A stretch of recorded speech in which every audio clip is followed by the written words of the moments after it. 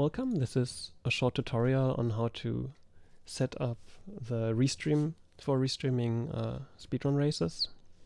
I have a small scene already configured here. It's just 3 images overlaid on top of each other, which you can do by pressing the plus under sources and selecting image.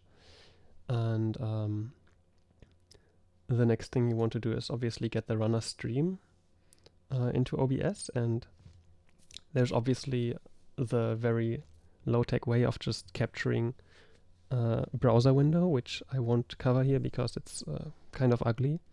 So what I recommend is that you install a VLC media player from videolan.org, and you have to make sure to install the right version. So as you can see here in the top, I have a 64-bit install of OBS, and so you want to make sure that's a 64-bit install of VLC as well. Or if you're using 32-bit, then it has to be 32-bit VLC. And if you have that installed, then if you click the plus here, you'll see the option of adding a VLC video source. And let's just do that real quick. You do this for each player, so I'm just going to showcase it here for one player. So we just call it like player 1 or the name of the player. And then you just get this empty window and you click here on the plus, and then you add a path or URL which will link to the playlist that is playing back the Twitch stream basically. And in order to find this, we go to the Twitch account of the person whose link we want to find. So in this case, I have Sawayoshi playing on a burner account right here, and the link that you need is not the one in the top here, but the one that you get if you right click anywhere on the page and then you click on inspect, and you switch to the network tab. In Google Chrome it looks a bit differently, but you can also just right click inspect and then go to the network tab like this, and then here you have this filter field, and inside there you want to put in M3U8, or right here M3U8. As you can see, this will filter the playlist URLs, and they are all the same, so you can see it'll be updating every few seconds and there'll be a new one right here, but they are all the same, so you can right click any of them, copy URL, and then that URL it'll look something like this. It's just a really long URL on some TTV server or something, and sometimes it'll end on M3U8, but sometimes it'll also end on some optional arguments, so don't worry too much. If it looks like something like this, then it should be all right. And this link you now take and you plug it into OBS. So let me do this real quick. So we go in here and we paste this link and we click OK. And now you can see that this player 1 source here will be playing back just the stream without anything else. And so now what we do is we move it into this window here and we crop it. And the easiest way to crop it is to just go to the border and hold Alt, and while holding down Alt you left click drag, and then you can see here the screen border appears and it allows you to crop the window as you want. And then you just try to adjust it, scale it a little bit down and try to fit it into this slot right here. And you do the same thing for the other player, of course, but then you still need to get the timer.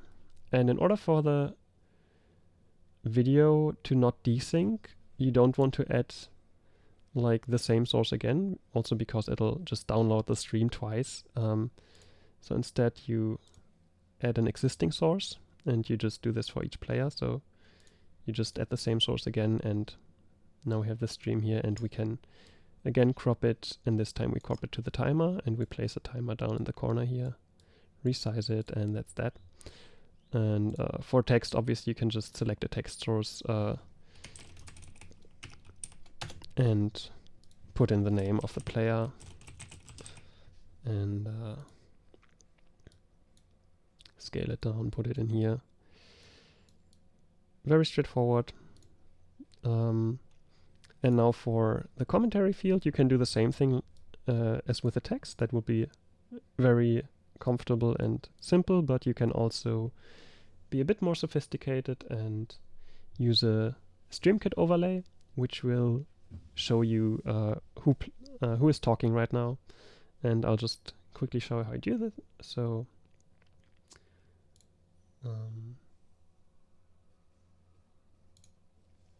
you go to this website, streamkit.discord.com/overlay, and in here you can select one of these three widgets. So you want to select the voice widget, and then here you select whichever server you are currently in, and then the voice channel.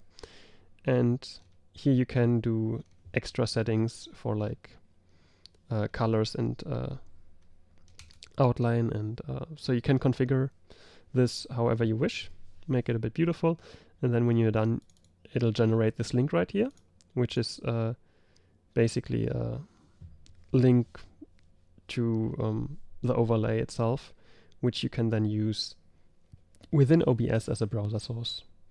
So we copy this link and we paste it in OBS as a browser source like this. So add another source browser. This will be the streamkit overlay. And as the URL, you will just use the URL you just got. And you can see that this creates this nice little overlay right here. So I'm going to crop it down a little bit and resize it, and then put it in the commentary field. And this will then show people as they are talking.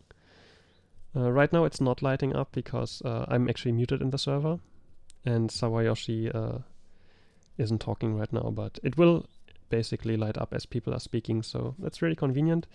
But there's one problem. Right now I'm being shown, and I'm the restreamer, so I shouldn't really appear in the commentary field. But let's say my name starts with G and the commentary is someone who starts with a B and someone who starts with an S, then I'll be right in the middle, and it's really difficult to crop. So the simplest solution to this is actually to just, within Discord itself, right-click your name, change nickname, and then change it to something like hashtag, just like a hash symbol or exclamation mark, and that will put you right at the top of whatever list of names. And so the convenient thing is, if you go back into your OBS, you can now simply crop out your name by holding Alt and dragging this down like this. And so you have your commentary isolated from yourself. Another important thing is towards the end of the race, there'll often be post-game interview with the racers. So the list of participants will go from 2 to 4. If that happens, just remember to like scale it down a little bit so that all 4 participants can fit in here. And yeah, that's basically how you set up the restream. One more thing, because obviously you will want to transmit the commentary audio as well. So in here you can see that we have already the audio from the streamer. So you can mute one of the 2 players and set the volume of the other one so that only one player's game audio is being transmitted. But then for comms audio, you should have whichever output device your Discord is set to output to in here, like this for instance. Should just be the comms audio, and then you can obviously adjust volume levels like that. then the next step would obviously be to, within settings and stream, change the stream key to whatever account you're going to be streaming to. For instance, HoloNet Community. And if you aren't seeing this field because your account is already connected, then you have to either disconnect your account, or if you don't want to do this, you can click on Profile and duplicate, and this will duplicate your current profile, and then you can change to the second one and simply disconnect your account there. And then you can always just toggle between the different profiles and keep your original one, which has the account connected. That's a bit more convenient.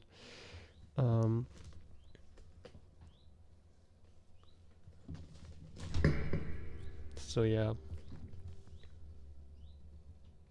Oh, and another thing, because you will be in the voice channel sharing your screen with everyone, there are two ways you can do this. And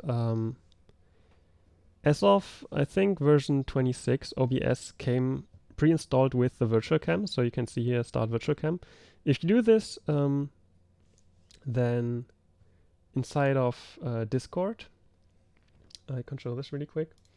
Inside of Discord, if you go into your settings and voice and video, you can see here it's giving you this OBS virtual cam, and this is literally just whatever is going on in your OBS window right now. And so when you're in the call, people can simply click on your avatar or on your video, and they'll be able to see the stream. This has the advantage that it'll always work, but what you can also do instead is, instead of using the virtual camera, you can just do a screen share to Discord by right-clicking into this window and doing a window projector, and this will simply pop out the video, the OBS preview basically. Oh, I'm not showing it, so sorry. Again, so you right-click inside OBS and you click on window projector, and this will pop out this little window, and you can select this window as your source inside Discord for screen sharing. And I very, very strongly recommend that if you're going to be doing this, make sure to check before the stream whether participants are able to watch a screen share from you while talking, because Discord has a small bug, which is kind of rare, but it happens occasionally to some people, where people might not be able to be understood inside the voice chat if they are watching a screen share. So make sure it works, and if it doesn't work, then use the virtual cam method that I showed, because that will always work. And that's basically all there is to it. And when you're done, remember to also change the stream key back, or change your profile back, so that you don't accidentally stream to whatever official channel you have set yourself to stream to. So yeah, that's basically everything. And if for some reason the stream from one player cuts out during the race and they have to restart it, there's a high chance that you will have to re-enter a new link and like get a new M3U8 playlist. So in that case, you just have to go back into the browser and again inspect element, filter by M3U8 in the network tab, and you should be good. So yeah, that's everything, and I hope you all have fun with the races and restreaming, and have a nice day.